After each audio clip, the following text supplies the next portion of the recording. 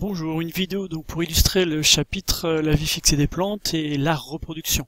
Donc ce chapitre fait partie de la partie 1 du programme de Terminal S, génétique et évolution. Et dans ce chapitre, on va essayer de voir comment au cours de l'évolution, les végétaux fixés ont quand même pu assurer la reproduction. Alors on va voir que la solution passe par l'apparition de la fleur, qui est vraiment l'organe responsable de la reproduction. Donc dans ce chapitre, rien de compliqué, vous devez être capable de décrire l'organisation, les conditions de mise en place de la fleur et le fonctionnement de la fleur, et voir justement toutes les stratégies mises en place pour que la fleur assure la reproduction des animaux fixés, incapables donc de se déplacer et de chercher donc un partenaire pour réaliser un accouplement et une fécondation. Alors la fleur, quel que soit le végétal considéré, s'organise selon ce qu'on appelle des couronnes ou des verticilles. Et puis c'est récurrent, à chaque fois le premier verticille à l'extérieur qu'on va rencontrer se traduit par les sépales qui forment ce qu'on appelle le calice. Et quand on se déplace vers l'intérieur de la fleur, on trouve une deuxième couronne qui porte les pétales, qu'on appelle aussi la corolle. Ensuite on trouve le troisième verticille qui porte les étamines et qui correspond, on va le voir en détail, à l'organe mâle. Et enfin vers l'intérieur, le centre de la fleur, on trouve donc le verticille qui forme les carpelles, ce qu'on appelle, ou le pistil, l'organe femelle. Donc voilà l'organisation de base d'une fleur.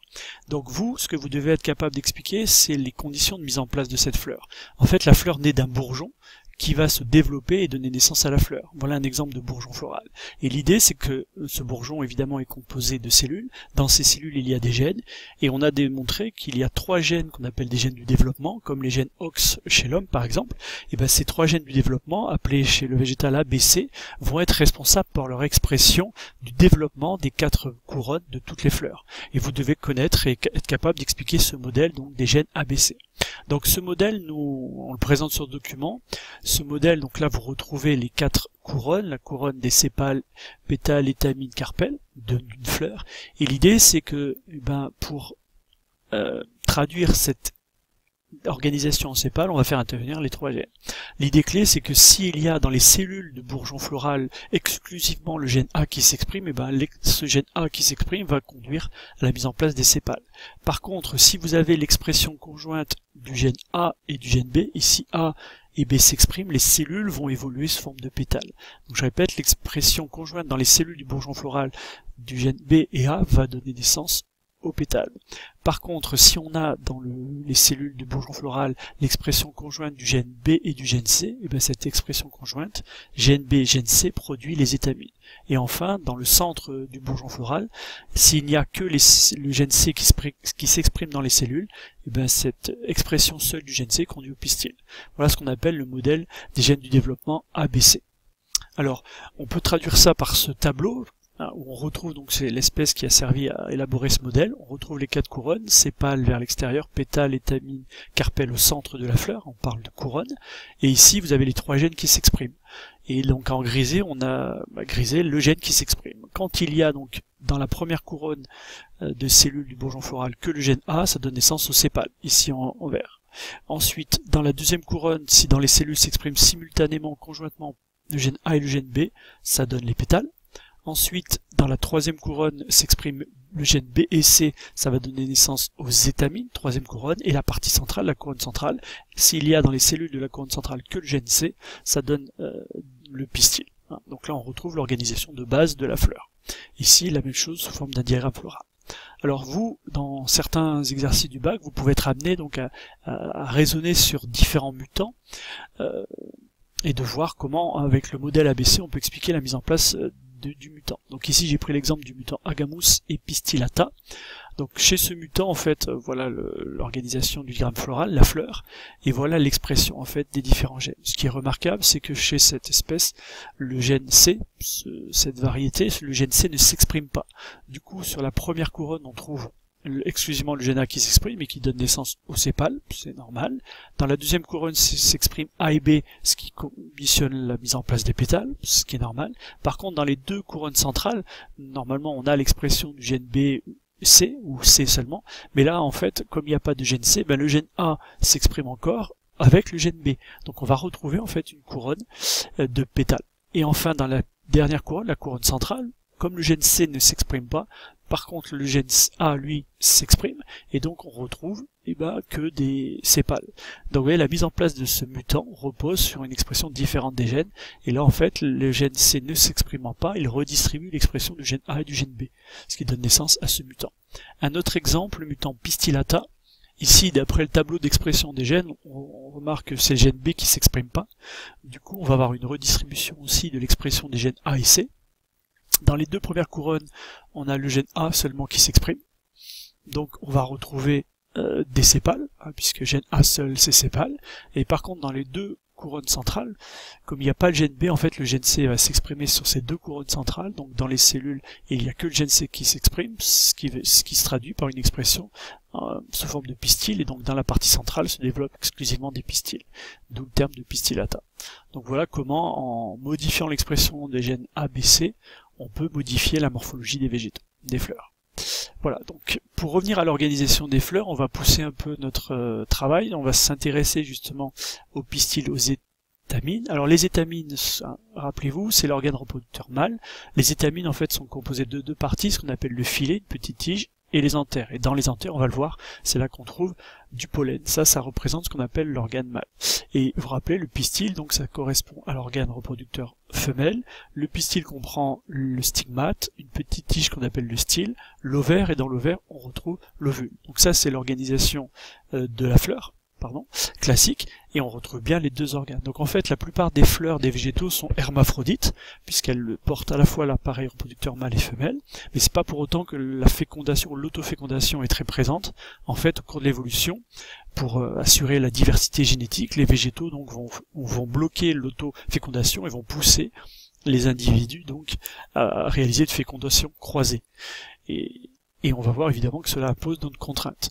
Alors pour que l'autofécondation soit bloquée, soit c'est une maturation qui est décalée entre les étamines et le pistil, soit il y a des barrières physiques mécaniques qui empêchent au pollen de la fleur de féconder l'ovule qui est présent sur la même fleur.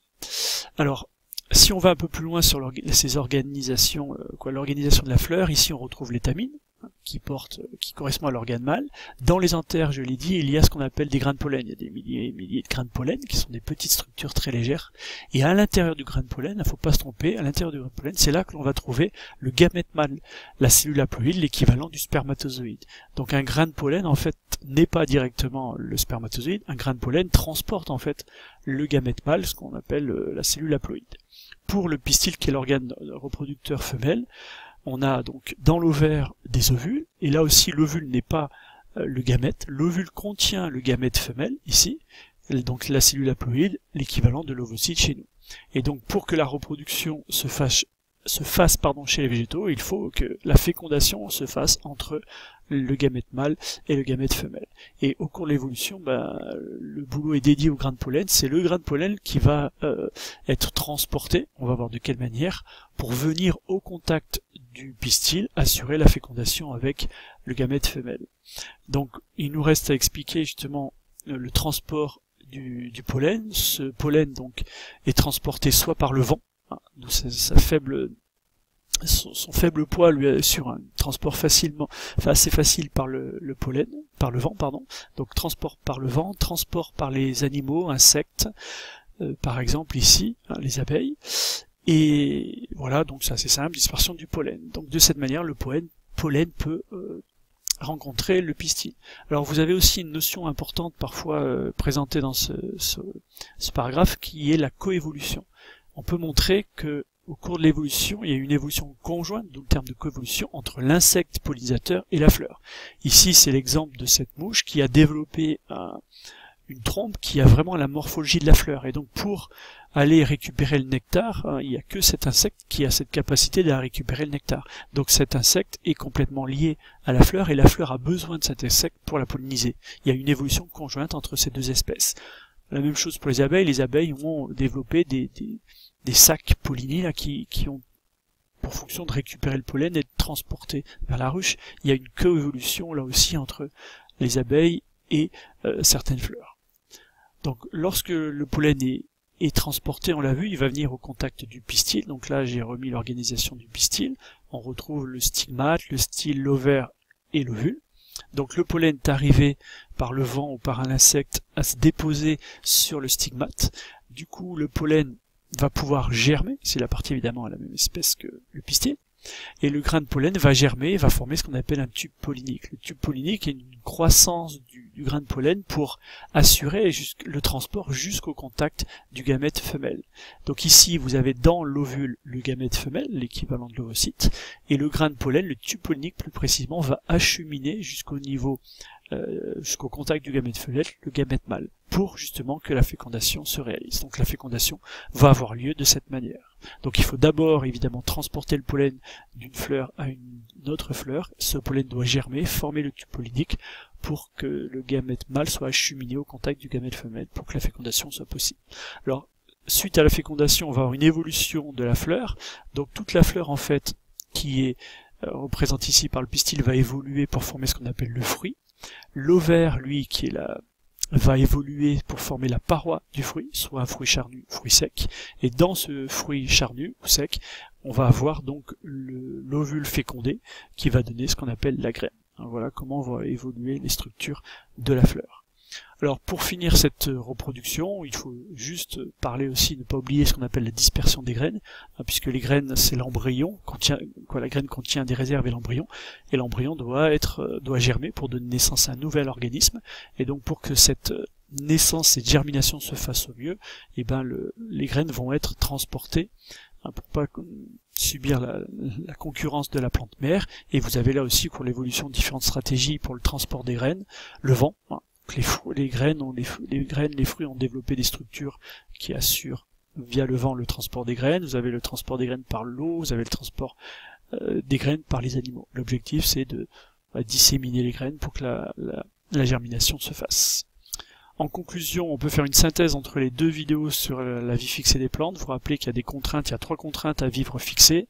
La contrainte de nutrition, qui a été abordée dans une autre vidéo, la contrainte de reproduction dont je viens de parler, et la reproduction la contrainte face aux animaux, aux conditions du milieu. Donc concernant l'organisation végétale, on a un végétal qui a l'interface air-sol. Au niveau du sol, on a vu dans le but de se nourrir, il y a des surfaces d'échange qui vont être développées, notamment par les poils absorbants qui vont concentrer l'eau et les minéraux. Ensuite, au niveau des tiges, on va voir les structures qu'on appelle les vaisseaux du xylème du phloème qui vont assurer le transport de la sève élaborée, de la sève brute vers les parties hautes. Ici, on a vu dans une autre vidéo l'organisation de la feuille pour que cette feuille assure la photosynthèse. Là aussi il y a des surfaces d'échange considérables qui vont permettre justement d'assurer la fabrication de matière organique par le mécanisme de la photosynthèse.